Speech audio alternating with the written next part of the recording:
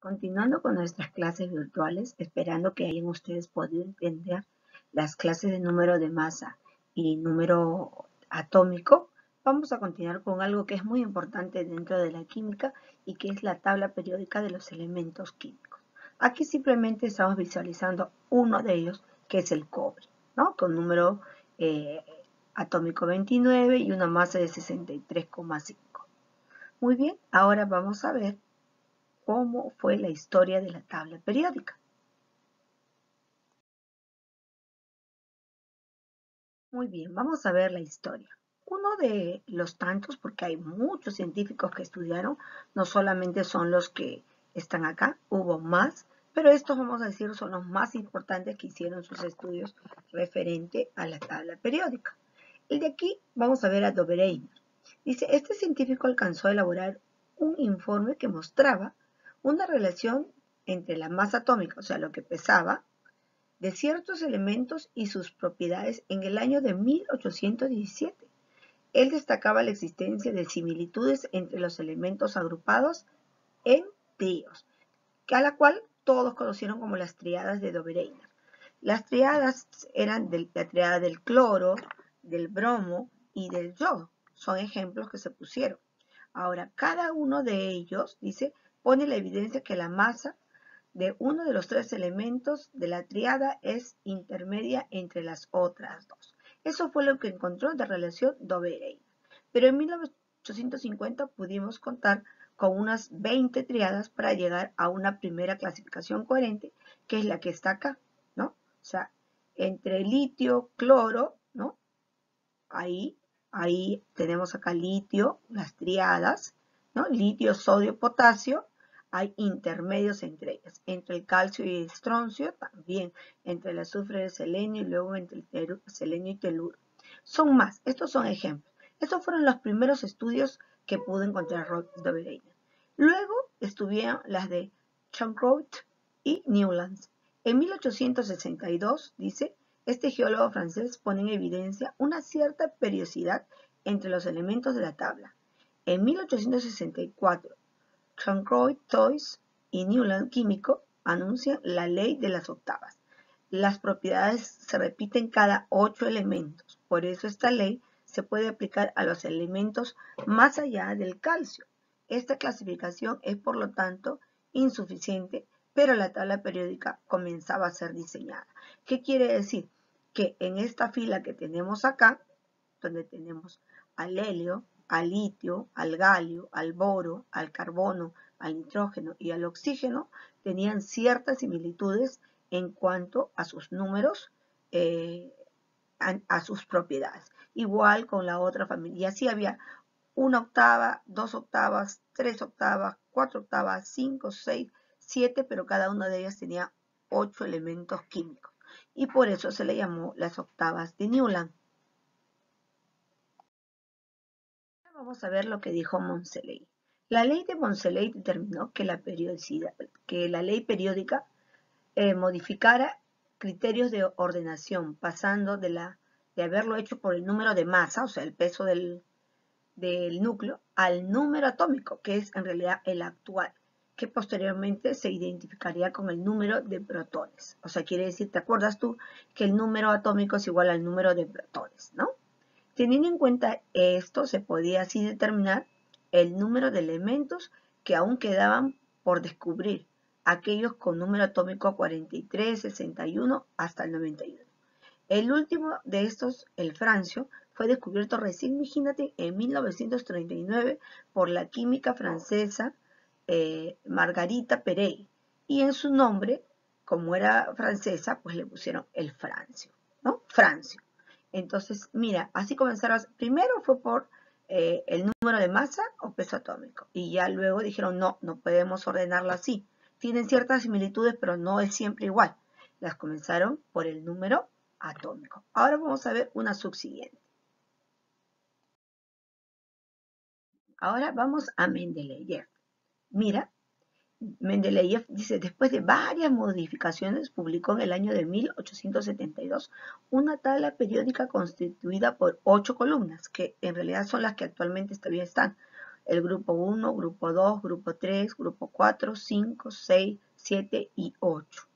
Ahora, donde desdoblaba en dos grupos, cada una al cabo de los años se llamaron la A y la B. En realidad, en la tabla periódica actual está como así. Si hay grupo 1, pero tiene A y B, igualito con cada uno de ellas. ¿Por qué? Las dividió en A y B porque tenían ciertas similitudes, pero no necesariamente todas las del grupo A tienen ciertas similitudes. Por ejemplo, vamos a decir similitudes entre el cobre y el oro, es que ellos son metales y que pueden dejar pasar la electricidad. Entonces así se van agrupando por ciertas propiedades los elementos. ¿Qué dice? En 1869, antes de publicar, este químico ruso presenta una primera versión de su tabla periódica en 1869. Esta tabla fue la primera presentación coherente de la semejanza de los elementos. Él se dio cuenta de que clasificando los elementos según sus masas atómicas se veía aparecer una periodicidad en lo concerniente a ciertas propiedades, pero, como ya dijimos, hizo otros estudios y acabó enumerándolas en 8 grupos y el grupo A y B. Solamente clasificó, la primera tabla periódica tenía solo 63 elementos, no tenía lo que tenemos actualmente. Pero después, por los estudios de estos, siguieron guiándose los otros científicos. Muy bien, aquí tenemos la tabla periódica actual. En realidad, en la siguiente diapositiva te la voy a enseñar. Dice, la tabla de Mendeleev condujo a la tabla periódica actual utilizada. ¿En cómo se agrupaba esto? Un grupo de la tabla periódica es una columna vertical, o sea, están agrupadas de manera vertical y de manera horizontal. ¿Por qué? Todas las que están verticalmente tienen ciertas propiedades, ciertas características, ¿ya? Ahora cuando pasemos a la tabla periódica te las voy a explicar. Y también igual las de forma horizontal también tienen ciertas características con respecto a sus electrones de la última valencia, ¿ya? El hecho de que la mayoría de estos grupos, dice, corresponde directamente a una serie química, no es fruto del azar. La tabla ha sido inventada para organizar las series químicas conocidas dentro de un esquema coherente. La distribución de los elementos en la tabla periódica proviene del hecho de que los elementos de un mismo grupo poseen la misma configuración electrónica, lo que te contaba de los electrones de la última valencia, en su capa más externa. Y como el comportamiento químico está principalmente dictado por las interacciones de estos electrones de la última capa, de aquí el hecho de que los elementos de un mismo grupo tengan también similares propiedades físicas y químicas. Ahora te voy a explicar por qué sucedía esto. Vamos a la tabla periódica. Ahora sí te voy a explicar la tabla periódica. Muy bien, aquí tenemos a la tabla periódica. Los elementos en esta manera, de manera vertical, aquí ves esta familia es la del litio, sodio, potasio, rubidio, cesio, tienen ciertas similitudes. A ellos se les conoce como estos metales alcalinos. En su gran mayoría son así tipo la sal, ¿no? Son metales pero tienen esa como cristalizados y se pueden diluir en algunas sustancias. O sea, toda esta fila tiene ciertas similitudes. Igual, la fila que está horizontalmente, litio, berilio, boro, carbono, nitrógeno, oxígeno, flúor, neón, excepción del neón, tienen ciertas similitudes en terminar en sus electrones de la última capa casi en la misma. Van aumentando. Además, la familia que tenemos acá, que se llaman los gases nobles, se les llama así porque ellos no se combinan con nadie. ¿Por qué? Porque estos gases nobles, como el helio, neón, argón, criptón, xenón, radón, tienen 8 electrones en su última capa. ¿Qué quiere decir? Que con 8 electrones los elementos de la tabla periódica son estables.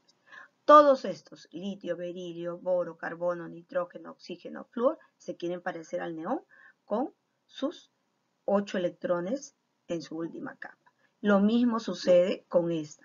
La de aquí donde está el berilio, magnesio, calcio, estroncio, bario y radio, a ellos se les conoce con el nombre de alcalinos térreos, porque también son metales, pero tienen otro Ya estos de aquí, en su gran mayoría, son de color blanco, ya no son transparentes como cristales, ¿no?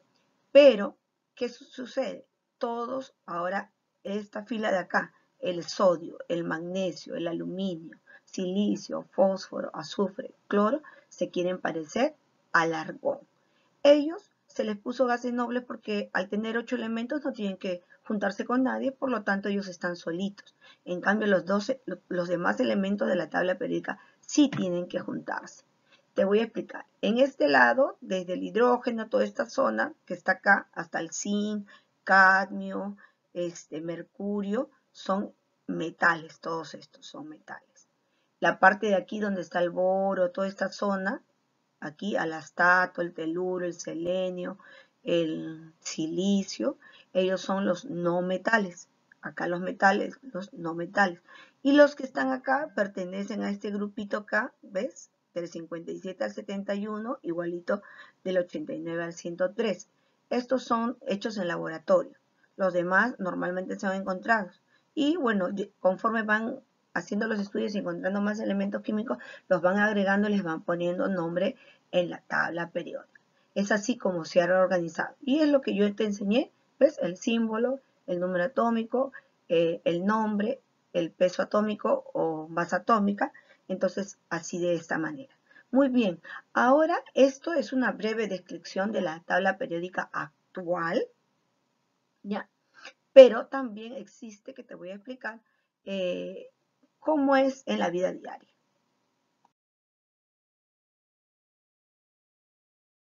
Con ejemplos de la vida diaria. Aquí solamente tenemos algunos, no todos porque no me alcanzó, si no, no se veía muy claro la gráfica.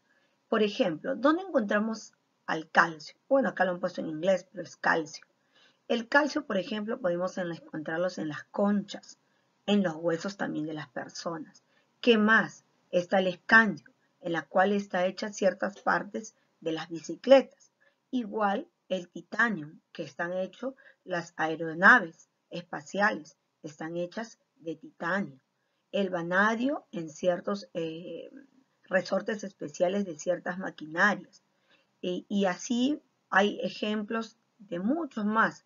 En este caso, por ejemplo, vamos a ver, el hierro, que aquí lo tenemos, han hecho pues ciertas estructuras metálicas, puentes, todas esas cosas, ¿no? El cobalto normalmente está también en algunos metales que se usan, o estos imanes gigantescos para sacar para coger, ¿no? Esos containers también, ¿no? Son magnetismos. El níquel que está en las monedas, el cobre que está en los cables eléctricos, algunas trompetas que están hechas de zinc. Después, a ver, otro que sea, por ejemplo, que tú conoces, ¿no? El molibdeno está hecho, los metales de las tijeras, también los trenes, esos trenes que levitan, ¿no? Electromagnéticos, está el niobio y ciertas cosas. Por ejemplo, todo lo que tiene que ver con fuegos artificiales es el estroncio. También cuando toman los rayos X está el bario. Y, por ejemplo, el tantalium está presente en los teléfonos celulares, el tungsteno en las lámparas, en estos filtritos donde prende el foco, eso está hecho de tungsteno. Y como ves, aquí hay un montón. El mercurio pues está en los termómetros, el oro pues en muchas joyas, la plata también está hecho en muchas joyas. ¿Qué otro más podemos hacer? El niobio, que están hechos en algunos, la electricidad de los motores y el magnetismo de los carros. Y pues hay un sinfín de cosas que tú podrías comenzar a ver acá. Bueno, te he dejado algunas. Espero que te haya gustado y que hayas aprendido sobre la historia y la tabla periódica. Nos vemos hasta una nueva oportunidad, esperando, por favor, esta clase no tienes tarea. La siguiente clase sí. Muchas gracias y me despido de ustedes.